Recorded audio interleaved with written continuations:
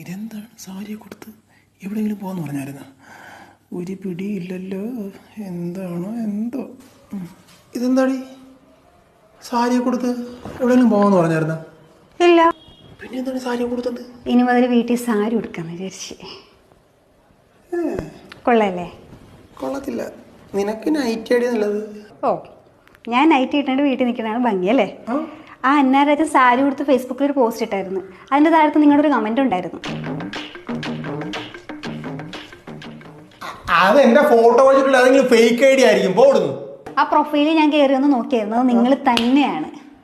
സാരി ഉടുത്തപ്പോൾ നല്ല ഭംഗിയുണ്ട്. ഇതൊക്കെ കാണുമ്പോഴാണ് വീട്ടിലിരിക്കണ എടുത്ത് കിണറ്റിലിടാൻ തോന്നുന്നല്ലേ? നമുക്ക് കിണറില്ലല്ലോ.